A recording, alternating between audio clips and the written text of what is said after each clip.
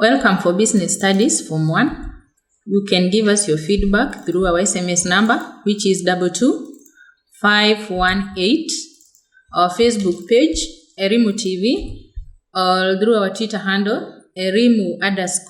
Today, we are going to look at goods and services still on satisfaction of human wants. But before that, we are going to look at what we did during our last lesson. And I left you with 2 questions whereby, number 1, you are supposed to give the differences between basic wants and secondary wants. Basic wants cannot be postponed, but secondary wants can be postponed. You cannot postpone to take food, but you can postpone to buy a car. So we said that basic wants are very important and therefore you cannot do without them. Therefore, we are saying that you cannot postpone them. The other one you are supposed to say is that basic wants are very important such that one cannot do without them. While secondary wants, you can survive without them. Examples of secondary wants we gave, like a television, a car. You can do without a television. But for basic wants, you can never do without them. You cannot do without shelter, for example. The other difference is that basic wants are satisfied before secondary wants. Remember when you were studying, we said that basic wants are satisfied before the secondary wants because they are very, very important. You cannot do without them. And you would have also said that secondary wants are satisfied after basic wants. Secondary wants are satisfied after basic wants. The other question, you are supposed to give the differences between luxuries and wants. You said that luxuries are requirements that provide excessive comfort, and a very good example is an expensive car, gold watch, and others.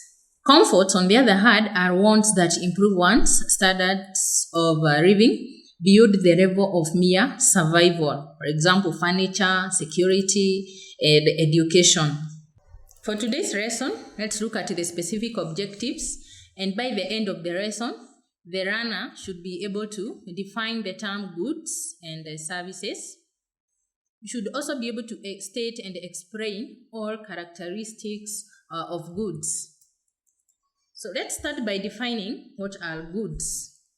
Goods are physical commodities that are tangible.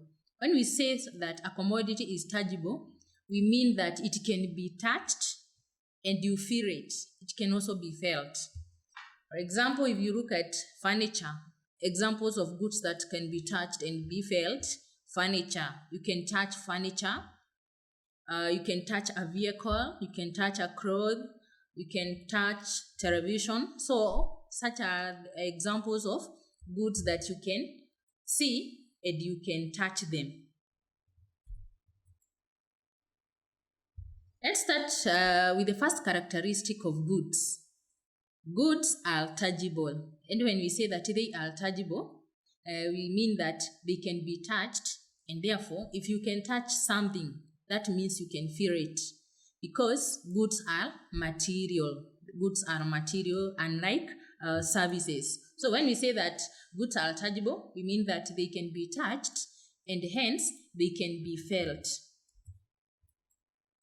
We continue with the characteristics of goods, and the other one is that they can be stored.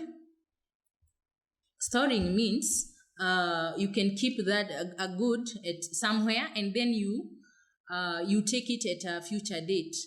So you can put some goods for future use. And it is important to note that goods that stay for a very long period of time without getting spoiled are called durable goods. Durable goods are goods that you can be kept for a long period of time without getting spoiled or without going bad. An example of a durable good are buildings. For example, you have radios, television, such are examples of goods that you can keep for a long period of time without them going bad. Another example are the clothing. Clothes are also durable goods. On the other hand, the opposite of durable goods, we have perishable goods. And perishable goods are goods that go bad or get spoiled very easily unless they are stored at special facilities. For example, meat. Meat is a good that easily goes bad.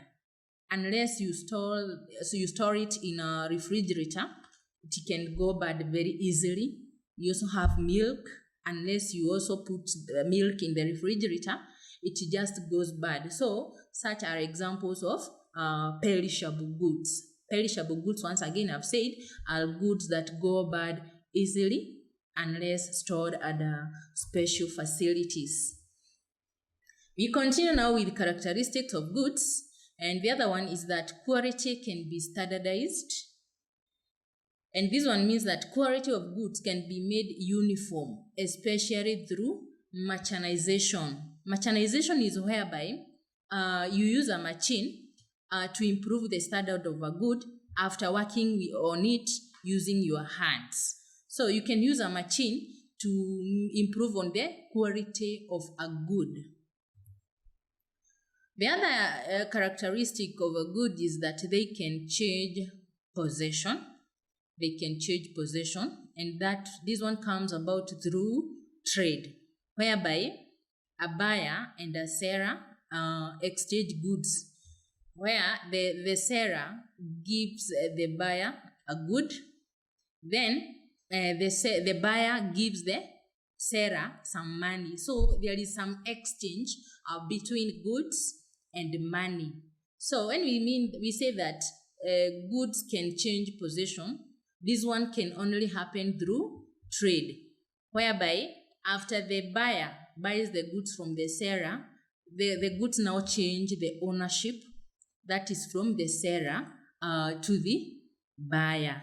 So goods can change ownership from one person to another.